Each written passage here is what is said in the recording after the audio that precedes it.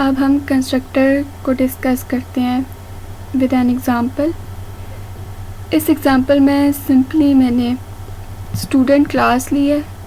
Student class के क्या क्या एट्रीब्यूट्स हो सकते हैं? स्टूडेंट का रोल नंबर, उसका नेम, उसकी फ़ी की अमाउंट। सिंपली मैंने जस्ट ये 3 एट्रीब्यूट्स लिए हैं और कंस्ट्रक्टर डिफ़ाइन किए हैं जिनको हम साथ साथ डिस्कस करेंगे। और एक सेट वैल्यूज़ का फंक्शन है और एक डिस्प्ले का फंक्शन है। ये तो हमारे हो गए डेटा पार्ट्स जिसमें हमने प्राइवेटली डेटा को डिफ़ाइन किया हुआ है। डेटा एक इंटीजर टाइप रोल नंबर है, स्ट्रिंग टाइप नेम है और डबल टाइप फ़ी है। अब हम पब्लिक पार्ट में सबसे पहले अपना कंस्ट्रक्टर डिफ़ाइन करते हैं। जैसे कि हमने पीछे 3 टाइप्स पढ़ी थी कंस्ट्रक्टर्स की, डिफ़ॉल्ट कंस्ट्रक्टर, पैरामीटराइज्ड कंस्ट्रक्टर और कॉपी कंस्ट्रक्टर। कंस्ट्रक्टर को सबसे पहले जो हम डिफ़ाइन करते हैं, कंस्ट्रक्टर का नेम और क्लास का नेम आपके पास सेम होता है तो हमने वही वाला नाम, और इसकी कोई रिटर्न टाइप, कोई रिटर्न वैल्यू नहीं होती, जस्ट सेम आपने नाम क्लास वाला यूज़ किया और राउंड ब्रैकेट्स। अब जो डिफ़ॉल्ट कंस्ट्रक्टर होता है उसका कोई पैरामीटर नहीं होता, दैट्स वाई इस ब्रैकेट के अंदर कुछ भी नहीं है। और जब हमारे पास ऑब्जेक्ट क्रिएट हो, ऑब्जेक्ट क्रिएशन के टाइम पे हमारे पास जो डेटा मेंबर्स की वैल्यूज़ इनिशियलाइज हों, वो रोल नंबर में हमारे पास 13 वैल्यू स्टोर हो जाए, नेम में मुस्तबशरा और फ़ी में 38,000 बाय डिफ़ॉल्ट वो स्टोर हो जाए, बजाय कि गार्बेज वैल्यू हम उसको लेके चलें। सेकेंड टाइप हमारे पास आती है पैरामीटराइज्ड कंस्ट्रक्टर।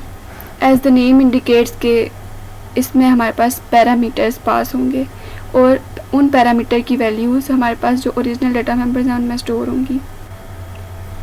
जो हमने पीछे एक पॉइंट पढ़ा था कि constructors can be overloaded. Overloading से क्या मुराद है? मेथड ओवरलोडिंग का मतलब भी यही होता है कि आप मेथड का नेम जो है वो सेम रखते हैं बट उसके पैरामीटर्स चेंज कर देते हैं।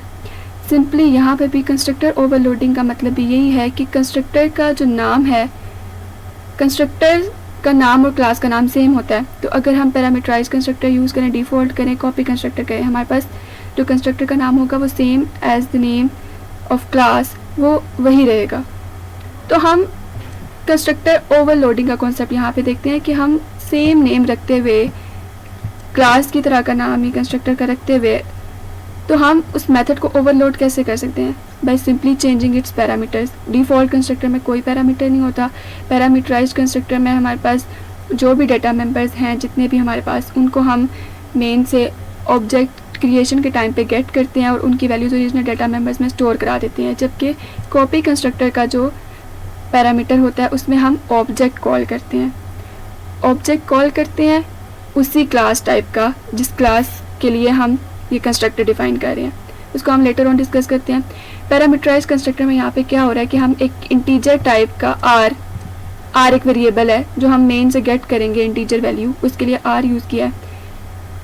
नेम जो हम गेट करेंगे मेन के लिए, उसके लिए वेरिएबल जो नेम रखा हुआ है हमने एन रखा हुआ है, और जो फ़ी गेट करेंगे उसके लिए एफ। सिंपली हमने सेम डेटा टाइप्स रखी हैं जो ओरिजिनल डेटा मेंबर्स की थी और जो हम नीचे से मेन से गेट करेंगे उनकी, और सिंपली हमने इन तीनों की वैल्यूज़ को रिप्लेस कर दिया अपने ओरिजिनल डेटा मेंबर्स के अंदर। आर की जो वैल्यू हम मेन से भेजेंगे वो रोल नंबर में स्टोर हो जाए उस ऑब्जेक्ट के लिए, जो एन की वैल्यू भेजेंगे वो नेम में स्टोर हो जाए, जो एफ़ की वैल्यू है वो फ़ी में स्टोर हो जाए। और ये क्रिएशन के टाइम पे ही होगा। अगर आपने लेट सपोज कि आपने डिफ़ॉल्ट कंस्ट्रक्टर और कॉपी कंस्ट्रक्टर नहीं बनाया होता और आप नीचे ऑब्जेक्ट बना रहे होते हैं और उसके अंदर पैरामीटर्स पास नहीं कर रहे होते क्रिएशन के टाइम पे, तो वो आपको एरर देगा। इस वक्त वो एरर नहीं देगा क्योंकि अगर आप पैरामीटराइज्ड कंस्ट्रक्टर नीचे ऑब्जेक्ट क्रिएट करते हैं और आपने डिफ़ॉल्ट कंस्ट्रक्टर बनाया, वो ऑटोमेटिकली डिफ़ॉल्ट को कॉल कर लेगा, आपको एरर नहीं देगा। लेकिन आपने डिफ़ाइन ही नहीं किया हुआ अगर डिफ़ॉल्ट और कॉपी कंस्ट्रक्टर, सिर्फ पैरामीटराइज्ड कंस्ट्रक्टर कॉल किया हुआ है, तो आपको वो ऑब्जेक्ट क्रिएशन के टाइम पे एरर देगा। तीसरी टाइप हमारे पास आती है कॉपी कंस्ट्रक्टर। अब कॉपी कंस्ट्रक्टर हमारे पास एक ऑब्जेक्ट गेट कर रहा है मेन से। ऑब्जेक्ट टाइप, ऑब्जेक्ट जब हम क्लास बनाते हैं तो जो ऑब्जेक्ट की डेटा टाइप होती है वो ऑटोमेटिकली क्लास का नाम होता है। मीन्स कि जैसे डबल एक डेटा टाइप है, क्लास हम बनाते यही है कि हम खुद से एक कह सकते हैं डेटा टाइप डिफ़ाइन कर रहे हैं। तो अब हमने यहाँ पे एक स्टूडेंट की क्लास बनाई है, तो उस जो ऑब्जेक्ट हम मेन में क्रिएट करेंगे तो उसकी जो डेटा टाइप होगी वो स्टूडेंट क्लास होगी, मीन्स उस क्लास का नाम उसकी डेटा टाइप है। यहाँ पे जैसे ये इंटीजर, यहाँ पे इस आर की डेटा टाइप है ना, यहाँ पे ये जो एस ऑब्जेक्ट हम मेन से गेट कर रहे हैं, ampersand sign is use to extract the values of that particular object which is labelled here as S. उसकी डेटा टाइप हमारे पास क्या होगी, क्लास का नाम जो हमने क्लास डिफाइन किया है, और जो हम ऑब्जेक्ट गेट कर रहे हैं और जिस क्लास के लिए कंस्ट्रक्टर कॉल कर रहे हैं वो सेम क्लास होनी चाहिए। मीन्स यहाँ पे हम किसी और क्लास का, लेट्स सपोज हमने कोई और कार क्लास बनाई होती है, उसका ऑब्जेक्ट नहीं गेट कर सकते। सेम क्लास के सेम ऑब्जेक्ट मीन्स दोनों ऑब्जेक्ट, एक जिसमें हमने ऑब्जेक्ट की डेटा स्टोर कराना है और एक जिसका डेटा हम कॉपी कर रहे हैं, उन दोनों की जो डेटा टाइप है वो सेम होनी चाहिए, यानी कि उन दोनों की क्लास सेम होनी चाहिए। सिंपली हम इसमें क्या कर रहे हैं कि स्टूडेंट टाइप का एक ऑब्जेक्ट गेट कर रहे हैं और एम्परसेंड साइन यूज़ कर रहे हैं उस ऑब्जेक्ट की डेटा वैल्यूज़ को एक्सट्रैक्ट करने के लिए। और यहाँ पे हम रोल नंबर है जो ओरिजिनल मेंबर, उसके अंदर क्या, अब हम उसके डेटा मेंबर्स को कैसे कॉल कर सकते हैं, बाय यूजिंग दिस डॉट। तो हम ऑब्जेक्ट डॉट उसका जो डेटा मेंबर है उसको कॉल कर रहे हैं। नेम के लिए हम एस डॉट उसका ओरिजिनल डेटा मेंबर, यहाँ पे याद रहे कि ये दोनों रोल नंबर सेम होने चाहिए क्योंकि ऑब्जेक्ट है और ऑब्जेक्ट के डेटा मेंबर सेम ही होंगे। बस हम जो ऑब्जेक्ट पास कर रहे हैं उसके डेटा मेंबर्स को कॉल करने का मेथड ये है।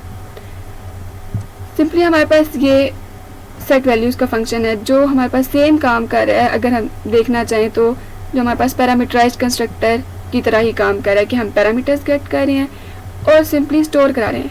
बट रिमेंबर हियर कि हम सेट वैल्यूज़ का फंक्शन किसी भी टाइम ऑब्जेक्ट क्रिएशन के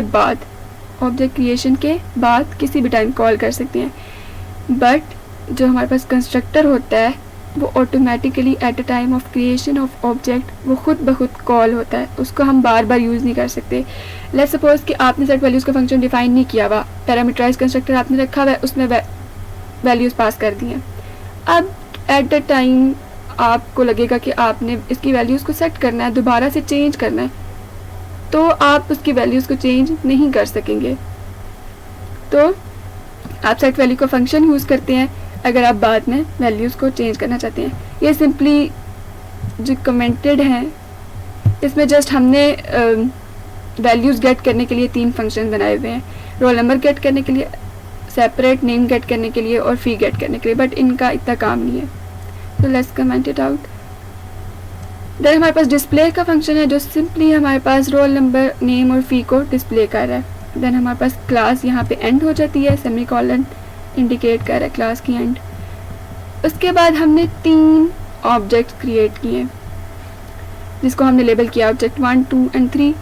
फर्स्ट ऑब्जेक्ट के लिए क्रिएशन के टाइम पे हमने कोई पैरामीटर पास नहीं किया और बाय डिफ़ॉल्ट उसमें हमने वैल्यूज़ क्या स्टोर करवाई हुई थी, रोल नंबर 13, नेम मुस्तबशिरा एंड फ़ी 38,000। तो यहाँ पे अगर हम इस ऑब्जेक्ट को डिस्प्ले करवाते हैं तो हमारे पास सेम 13 मुस्तबशिरा और 38,000 डिस्प्ले होना चाहिए, right. So keep in mind जब हम इसको रन करेंगे तो आपको समझ आ जाएगी कि वो वाकई यहाँ पे डिस्प्ले होगा। दूसरा ऑब्जेक्ट हमने क्रिएट किया ऑब्जेक्ट क्रिएशन के टाइम पे हम इसमें वैल्यूज़ पास कर रहे हैं, पैरामीटर्स पास कर रहे हैं। तो यहाँ पे हमने कौन सा पैरामीटराइज्ड कंस्ट्रक्टर कॉल किया है और जब हम इसको डिस्प्ले कराएंगे तो हमारे पास 56 सारा और 78500 डिस्प्ले होना चाहिए, राइट। थर्ड ऑब्जेक्ट जब हम उसके लिए हमने कॉपी कंस्ट्रक्टर कॉल किया। अब हम ऑब्जेक्ट 3 क्रिएट करें क्रिएशन के टाइम पे और उसके अंदर आपने ऑब्जेक्ट 1 पास किया हुआ है। ऑब्जेक्ट 1 की वैल्यूज़ क्या थी जो बाय डिफ़ॉल्ट थी, 13 मुस्तबशिरा एंड 38,000। अब ऑब्जेक्ट 1 की वैल्यूज़ हमारे पास ऑब्जेक्ट 3 में कॉपी होनी चाहिए और सिंपली हमने ऑब्जेक्ट 3 को डिस्प्ले किया हुआ है। लेट्स चेक दिस आउट कि वाकई ऐसा हो रहा है या नहीं।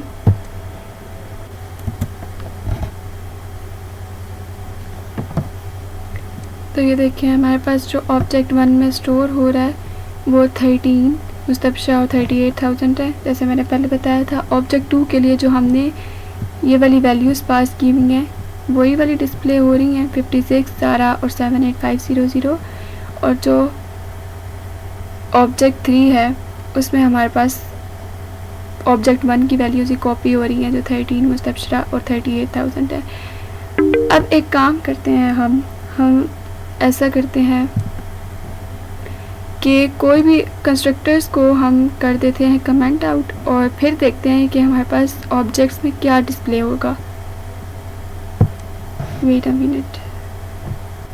तो यहाँ पे मैंने अपने तीनों कंस्ट्रक्टर्स जो हैं उनको कमेंट आउट कर दिया और नीचे ऑफ कोर्स अगर हम यहाँ पे ऑब्जेक्ट क्रिएट करते हैं और पैरामीटराइज्ड कंस्ट्रक्टर और कॉपी कंस्ट्रक्टर के लिए तो हमें पैरामीटर्स चाहिए, तो वो अगर मैं उनका ऑब्जेक्ट यहाँ पे कमेंट आउट ना करती तो वो मुझे एरर देता, और एरर देता तो मेरे पास आउटपुट आनी नहीं थी। हमने सिंपली जस्ट ऑब्जेक्ट क्रिएट करके देखा कि हमने डिफ़ॉल्ट कंस्ट्रक्टर को भी कमेंट आउट किया हुआ है, हमने डिफ़ॉल्ट वैल्यूज़ यानी कि असाइन नहीं की हुई। तो हमारे पास जब हम ऑब्जेक्ट क्रिएशन के टाइम पे क्या स्टोर होगा हमारे ऑब्जेक्ट में, तो उसको रन करके देखा जाए तो ऑब्जेक्ट 1 में हमारे पास ये गार्बेज वैल्यू स्टोर हो रही हैं। तो हम कंस्ट्रक्टर इसीलिए यूज़ करते हैं ताकि हम गार्बेज वैल्यूज़ को अवॉइड कर सकें और एक जनरल ऐसी वैल्यूज़ रख देते हैं जो सब ऑब्जेक्ट को असाइन हो जाए at the time of creation. या अगर हम बाय डिफ़ॉल्ट कंस्ट्रक्टर की बात करें तो वो एक ही वैल्यू सब ऑब्जेक्ट के लिए असाइन होंगी at the time of creation. But अगर हम पैरामीटराइज यूज़ करते हैं तो हम पैरामीटर्स चेंज कर सकते हैं अपनी मर्ज़ी से। सब ऑब्जेक्ट के लिए हमें ज़रूरी नहीं है पैरामीटर सेम रखने की। लेकिन जो मेन कॉन्सेप्ट है कंस्ट्रक्टर का वो यही है कि हम अवॉइड करें गार्बेज वैल्यूज़ ऑब्जेक्ट क्रिएशन के टाइम पे। That's all for today. Thank you for watching this video. If you have any questions, you can ask in comment section.